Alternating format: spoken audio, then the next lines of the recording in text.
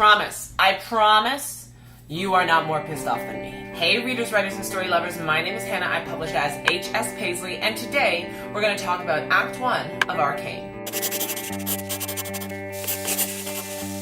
I mean, unless you spent 30 minutes scream crying at your computer when you read review instead of reaction, oh gosh. And you know what? I was so excited to edit these reactions together for you guys that I filmed all three at the same time and then lost the footage of all three.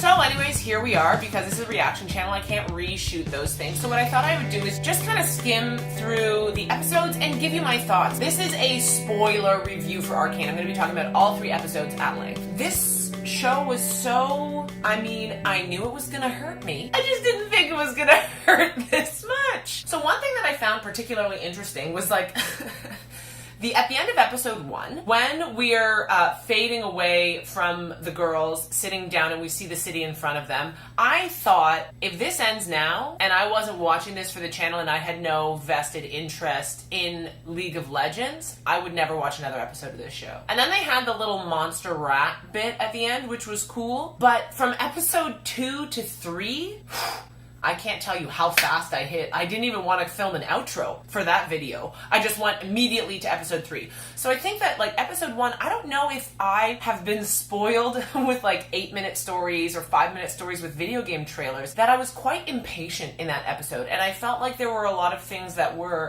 dragged a little bit, but I'm not sure if that stuff was there for people who played the game. Like for me in episode 1, the fight scene with the kids lasted too long. Like I was quite bored. For the fight scene in particular, for the people who played the video game, like was that super cool for you? Was that like game-like, I guess, for you? One thing that I did really like about episode 1 is there were a couple things that were tropey that didn't play out in the way a trope would play out. Going into this apartment to steal this stuff and the hex thing that I forget. It was kind of tropey, but ended in a bit of a different way. I did feel like when they were running away, I was like, girl, you've got a very distinctive hair color. Why are you not on the rooftops anymore? This as an intro scene to the characters, to these 4 friends, I thought was really cool. I liked that, but I did feel like the other tropey thing that happened that didn't really play out in a tropey way was when Powder overheard Vi's conversation with Milo and didn't stay to hear the end of it, but then it didn't result in like an issue between them, which I liked because I saw that and I was like, oh my god, great, now we get the issue here that's a misunderstanding and blah blah blah, and that didn't happen. So I really enjoyed that. And of course the aesthetic of this show, like it is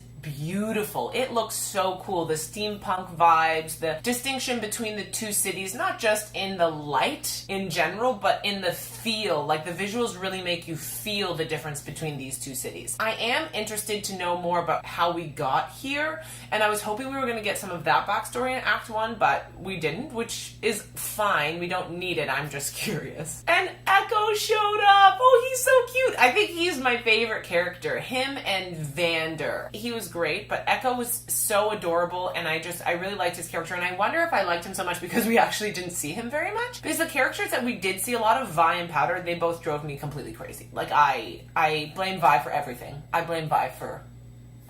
Why would you leave this 9-year-old by... We're not in episode 3 yet, we'll get there. I knew I recognized Jace's voice! I knew it was Detective Douche!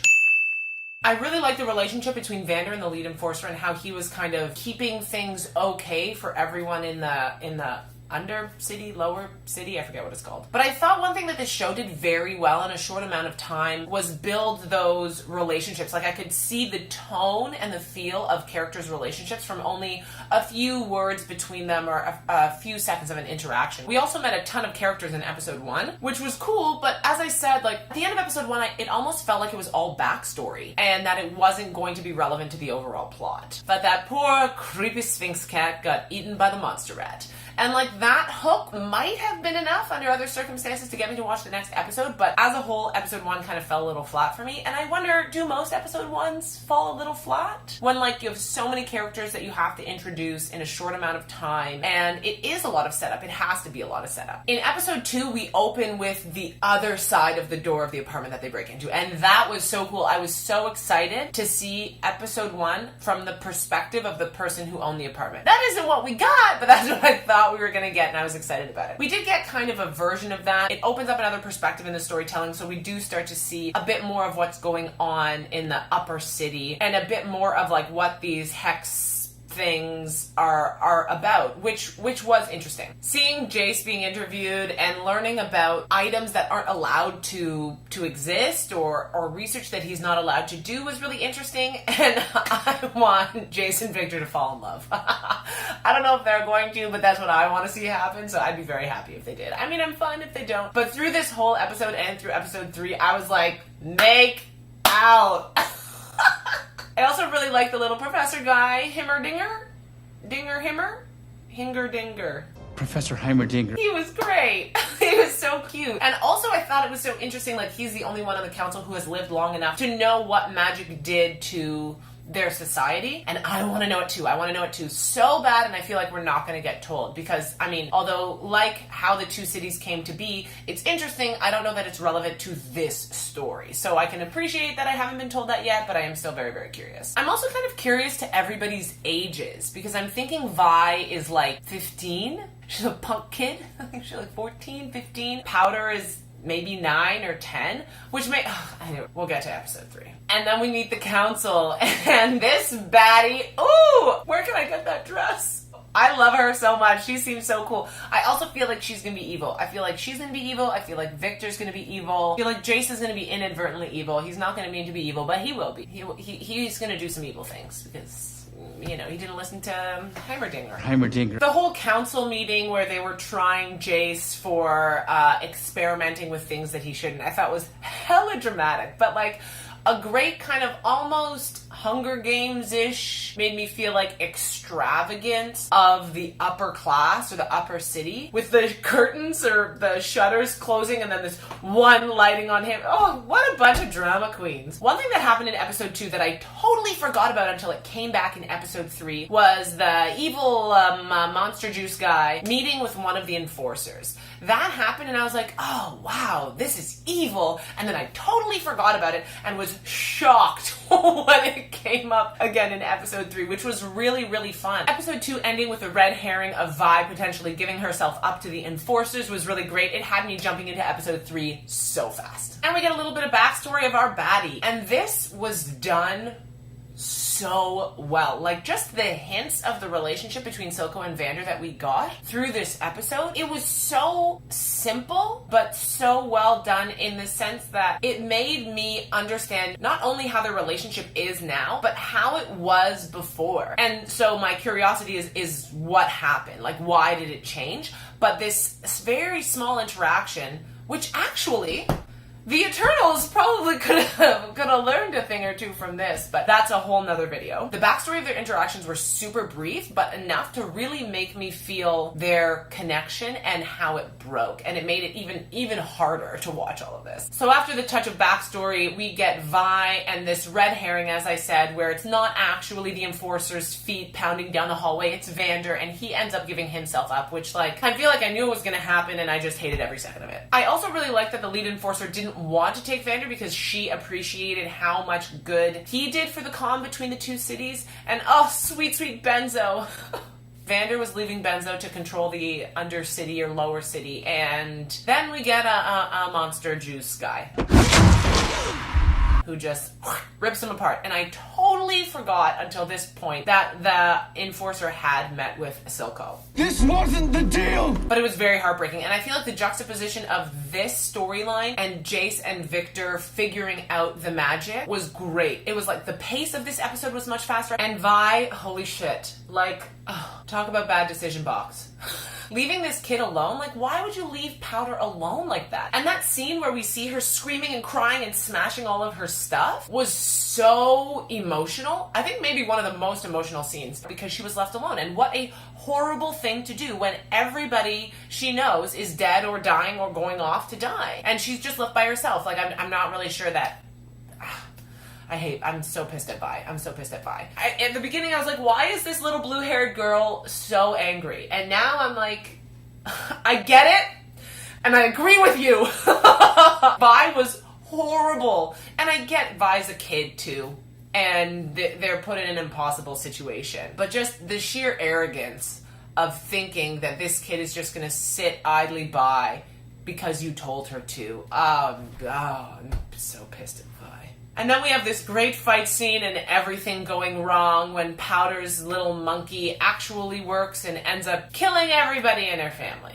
It was at that point I looked into the camera and said, I'm never watching another episode of this show. I mean, I really did not expect Powder to inadvertently kill everybody in her family except her sister. Like, that was tough. And I mean, she was only trying to help, and then Vi was horrible to her, which, like, she was hurting too. As I said, they were both just kids. But as soon as Silco walked up to Powder, who was crying, I knew exactly. I was like, I see it. I get it now. And her hugging him and them, like, I guess they're going to be kind of a found family. We'll see in the next 3 episodes, but that was very emotional because they were both broken and abandoned, right? Like, we don't know what happened, or at least I don't know what happened between Silco and Vander, but it seems like it's some kind of, at least a feeling of abandonment, which now Powder shares. So these two very hurt people are coming together, and I cannot wait for episode 4. So a lot of people in the comment section of my Act 1 review were like, Act 2 is gonna destroy you. And it did not. It did not. I felt annoyed. I felt very annoyed at a lot of people. I didn't feel destroyed. I was much more destroyed by episode 3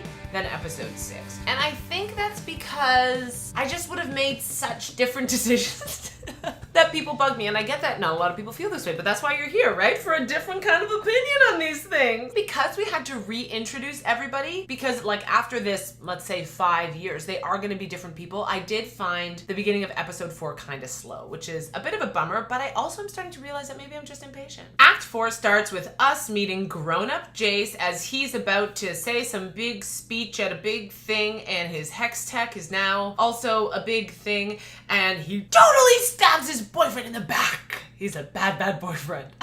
There's a lot of shows and movies that people accuse of queer baiting that I totally disagree with. There are some that I agree with, but there are some I totally disagree with. Sam and Bucky, that's not queer baiting. They were just friends. This is queer baiting. This is totally queer baiting. And I was so, when, friggin' Moderna, We'll get there. We'll get there. We also see Caitlin, who's grown up and is now working in the enforcers of the upper city, who's not on the best terms with her mom. I liked Caitlin. I feel like I think she would have been more comfortable not running in heels, but other than that, I don't think there's one thing about Caitlin that I did not like. Then we see some people who I still am confused at who they are, trying to blow up or steal Monster Juice, I think. I also feel like I watched these really fast, and I don't know if I just didn't absorb everything or it wasn't as explained as it could have been. So totally could have been me. And this is where we see grown-up Jinx. Is she like, what, 16 now? 15? A lot of people were commenting that the long fight scene in episode 1 and the really emotional scene of Jinx or Powder, I guess, in episode 3 was to show that she was mentally unstable, and I totally disagree. I think that this trilogy of episodes shows that she is mentally unstable and shows why, with like the images of like Milo and her other brother, who I can't remember his name, attached to her back. Oh my gosh, heartbreaking. That was... Anyways, not there yet. But we see her come head to head with a pink-haired girl who I actually also thought was Vi until we see actual Vi at the end of the episode. So for the whole episode, I'm like, where's Vi? Oh, right. So I'm just skimming through the episode as I'm giving this review because I don't want to forget anything. But Jace being a bad boyfriend happens at the end of the episode because it's in the middle of the episode that Jace and Victor are showing Himmerdinger their new piece of technology that stabilizes hex tech. And I totally understand where Victor is coming from. I guess I kind of understand like Jace wanting these technological advancements. I have no idea how they think this kind of power is safe for everybody. It's like horrible decision making, but whatever. Heimerdinger kind of shuts them down, and I'm totally on his side, although I just feel like the communication around it was horrible, and of course, Jace and Victor don't understand. Then we get to see Silco and Jinx's relationship, which I think is creepy, but also adorable. We also kind of see through their relationship that, like, Jinx is brilliant, and it's always the smart loners, you know? Then we get to see the beautiful Moderna, not Moderna. Whatever. She's beautiful, but I hate her. And this whole making eyes at Jace thing, I was like, no! I also found it very strange, although, I mean, is Mel Moderna who wanted Jace on the council, but that everybody else agreed. I mean, he must be in his early 20s, right? Like, how old was he in the first trilogy of episodes? This was something, too, that I was also a little confused. I said in the last review I was confused about ages, but this is another thing about it that kind of tripped me up a bit. And also, poor sweet Victor getting so sick. But anyways, Jace getting on the council I thought was very strange. Like, just because he's a scientist, he gets a seat on the council that controls the entire city. Like, I didn't love it. Jace becomes a member of the council, and then we see a scene of him and Caitlyn. And I thought this was so interesting because the way Caitlyn was dressed in this scene told me that they were not love interests. This is not how I would dress somebody in a scene that I wanted romantic tension in. So I'm queerbaiting. Although she's a little gay too, right? She's making eyes with Vi later. Not there yet.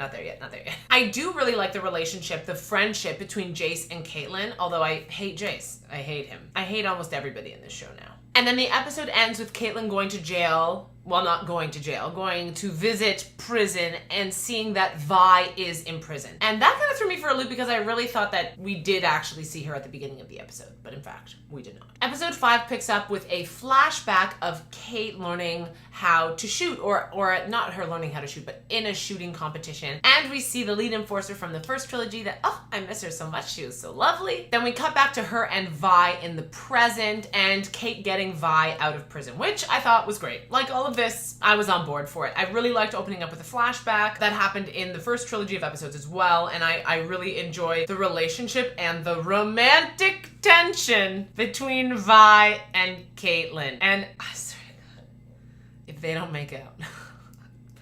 Then we see a bit of the relationship between Silco and the current lead enforcer whose name I forget, and he's just like, I hate him. But he's doing the best he can. Like, I get that he's in a shit spot right now and he probably regrets the actions that he took when he was young and ambitious and trying to rule the world or whatever, but I hate him. I empathize with him. Unlike Jace, I don't empathize with Jace at all. He's just a bad boyfriend and needs to leave. But Silco is pretty ruthless, and he's also like, I don't know, like kind of morally gray? I don't want to say that he...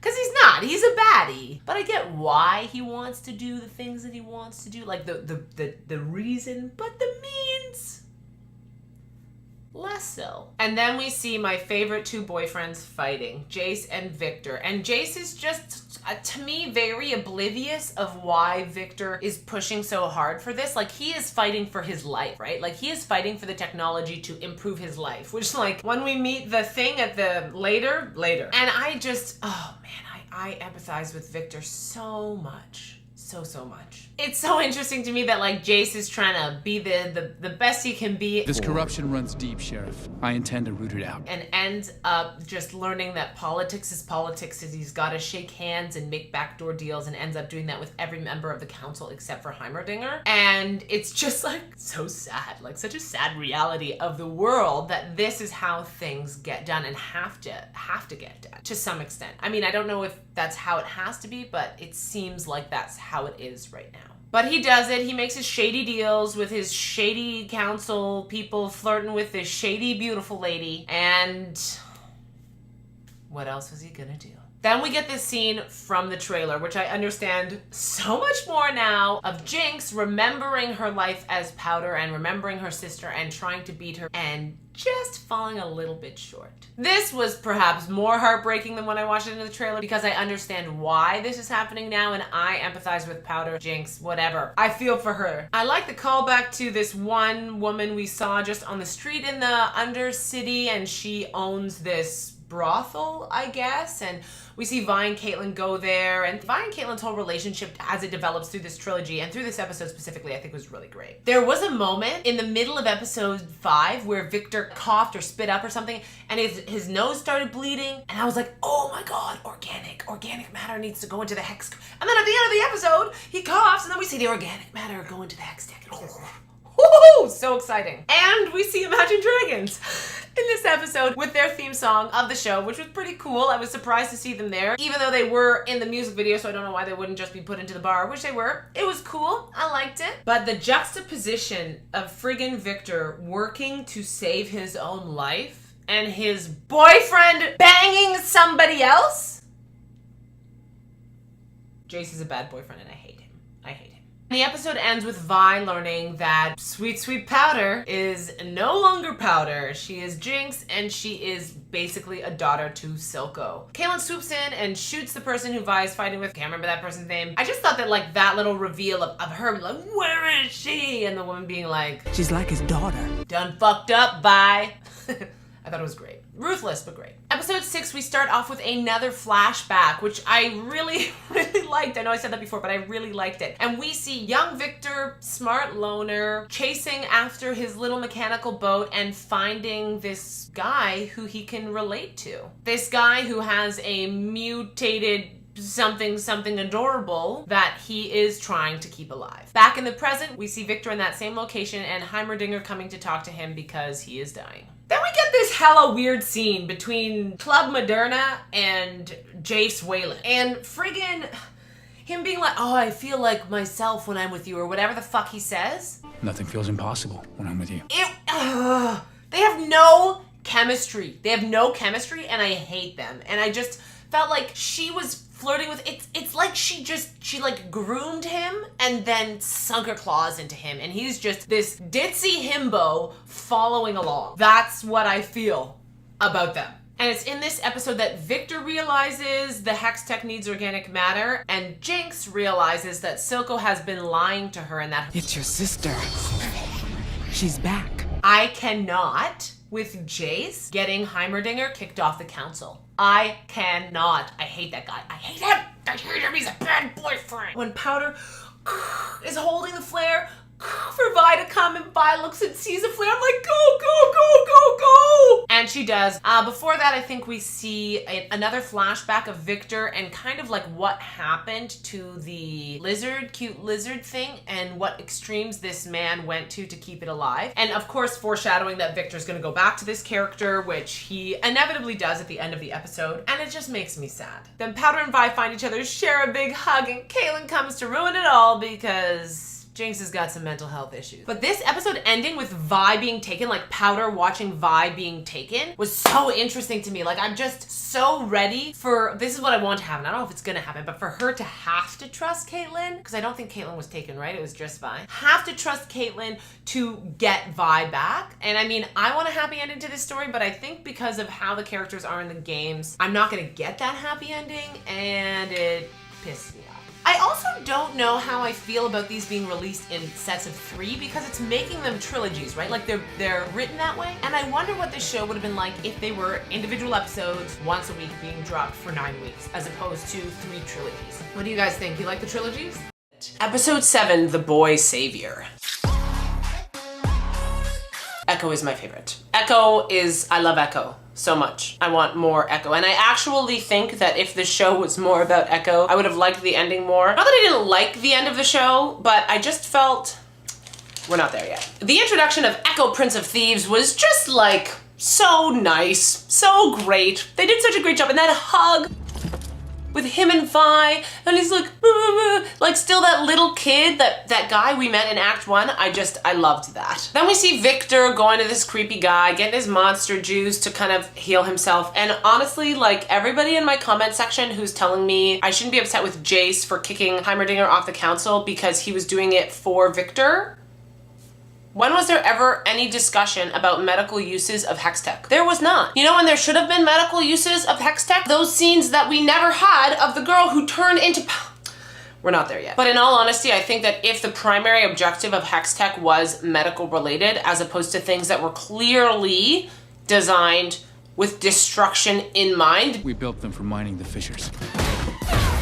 I think Heimer would have been more on board with it, but that's not what happened. And you know, I'm not too proud to eat my words. Jason and Moderna had a solid scene. This scene actually had real chemistry between these two characters. Don't get me wrong, I still hate them, but I can acknowledge that in this scene, there was actually, I felt something between these two characters for the first time in this scene. Because this was the first time that I felt like Moderna wasn't just like, playing an angle, you know? But also the amount of you who feel personally attacked by me shipping Jason Victor is staggering. My opinion of a fake person's life should not be a personal insult to you. And if it is, I hope you're okay.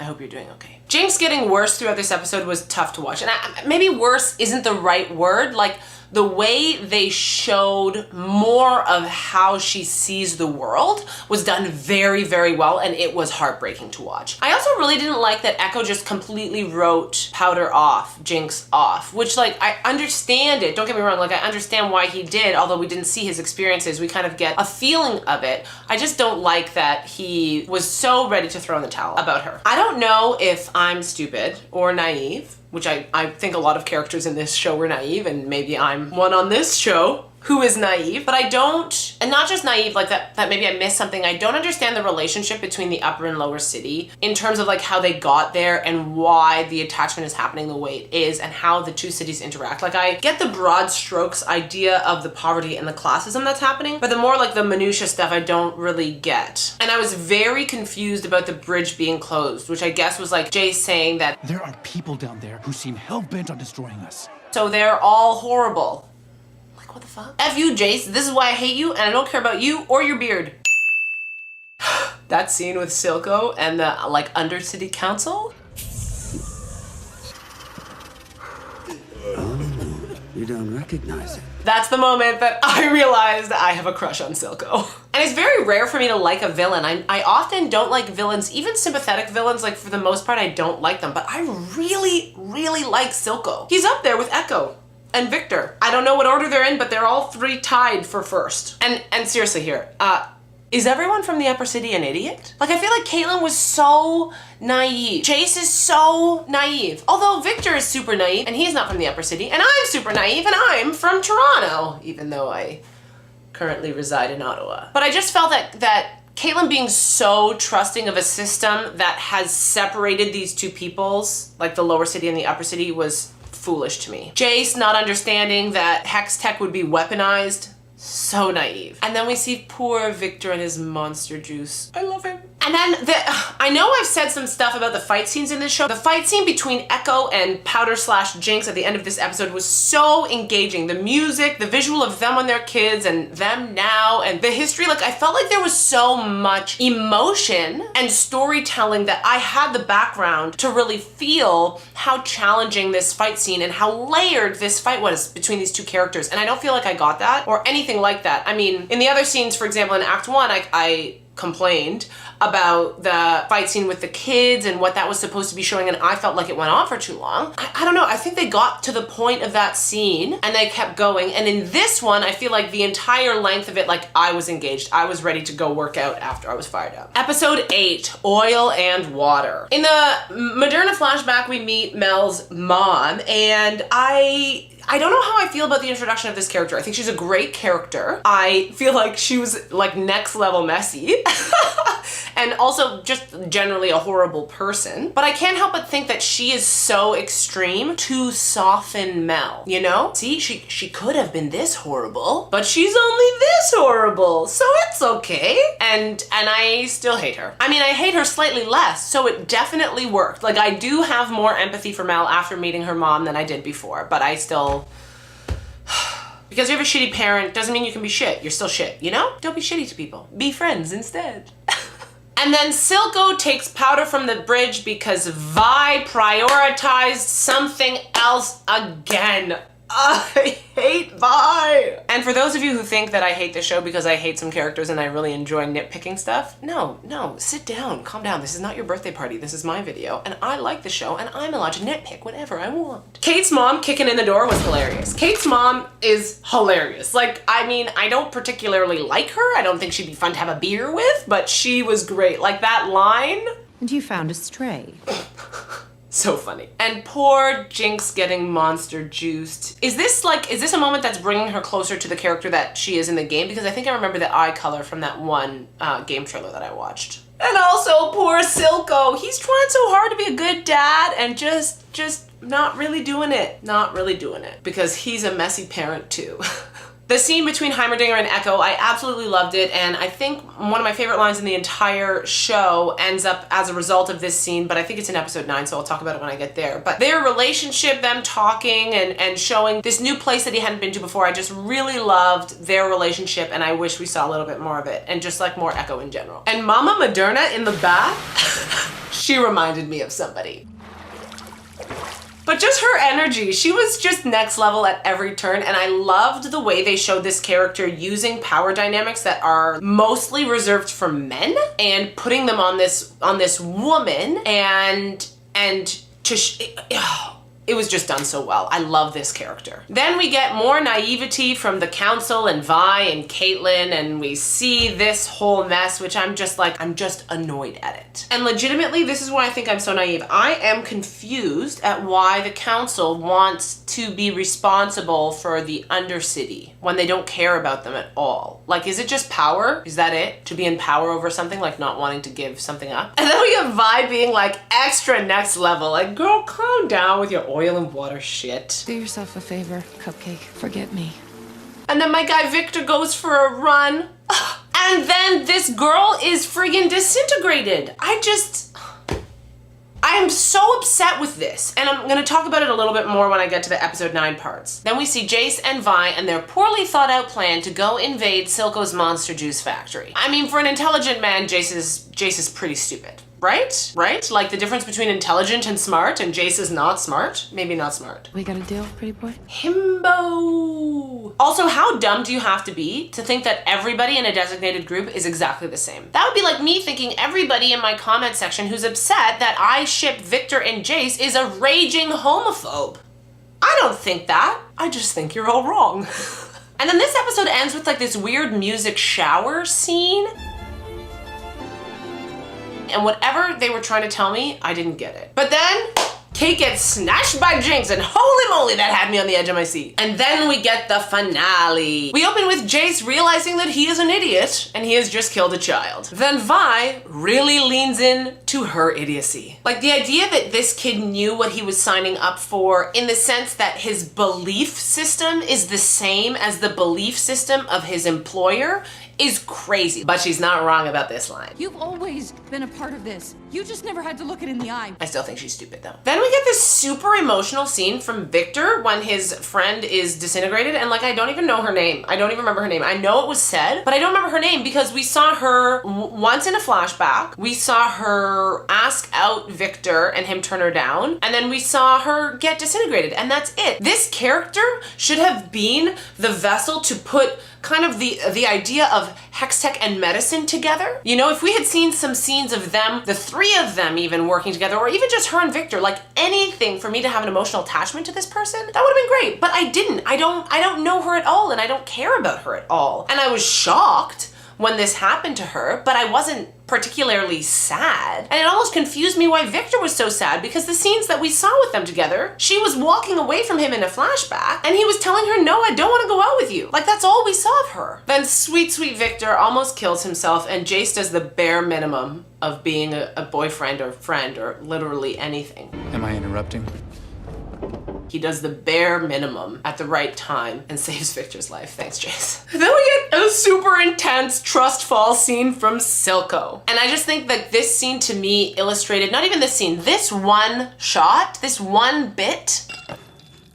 Gosh, the animation is so good, because like I felt every single emotion on this guy's face, and somebody drew that, made that. That's not a real face. Like, I forget they're not real, that I'm watching something animated, because it's so good. The Jace and Silco bargaining scene where Jace is like, I will give you everything you want for Jinx. I pick her because reasons, not you, the mastermind of all of this. This one pawn that you use because I found a bomb of hers. You know, I didn't love that. And my absolute favorite line of the show was when Echo said to Heimerdinger, it's not enough to give people what they need to survive. You have to give them what they need to live. This was just so beautiful to me, because I really believe it, and it's kind of like encapsulates what the show is about, almost like people just finding a way to live, not just to survive, but to live. And I really like that. Then we get another great fight scene, and this one I feel like I didn't get bored in it, because there were these kind of funny moments and elements throughout it that kept me engaged, and there was so much going on. And then we see sweet, sweet Vander, whom I miss so much. And how, like at the end of the episode, when we saw this woman that, also I forget her name, even though she was in the show way more than Dusty Girl, she is still alive. Like, she just is gonna live forever. I love this character too. She's wild, but I love her. And in the end, when we see this like dinner scene that Jinx has set up, and I mean, it was so emotional, and I just really, throughout the entire act, I just really believed, even Act 2 and 3, really believed that Silco believed everything he was saying about Jinx. Like, he really loves her and just really wanted what he felt like was best for the both of them, you know? And misguided, sure, but I think he was trying in the way that he could, and that really made me like him so much. I get that maybe Vi was trying in the way that she could, but I didn't like her at all. The ending of the episode, I just, honestly, I was a little disappointed. I get it. I thought it was done well, but I felt that it was a little, not that the ending was predictable, but what happens next. I feel like I already know what happens next, and it actually reminds me a lot of one of the Planet of the Apes movies, but I can't remember which one. But it was the one where one of the ape guys just like messes up Caesar's plan, and Caesar's trying to make peace with the people or something, and this guy messes it up. And anyways, if you know, you know. If you don't, that's fine, because I'm not explaining it well. But just the idea that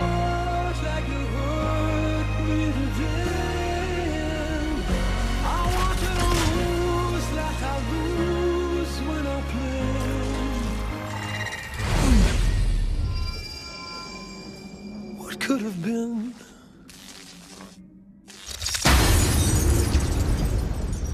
Jinx is sending this bomb to hit the council, to hit the upper city, attacking the upper city. Like, they're just about to make a deal, and we know what's gonna happen. We know this fallout, and I don't know if I need to watch this fallout. Overall, I really, really enjoyed this show. I'm not on the edge of my seat for season 2. Act 1 was still my favorite. I just feel like seeing them in that world, like, I think I would have rathered more Act 1 time. Act 1 was a self-contained story, and then Act 2 and 3 was a self-contained story, and I think I would have wanted more time with Vander and Benzo and young Echo and young Powder and, you know, the brothers. I wanted more of that. I'm not really sure why. I'll have to give that a bit of a think. I also feel like the show could have been longer. Like, I didn't need it to be as short as it was. Overall, I really enjoyed watching this. I wish there was a bit more of the timeline of Act 1 and just a bit more, I don't know if depth is the right word, because we got a lot of depth. I think I'm just greedy. I just want more. That's probably it, but not season 2 more.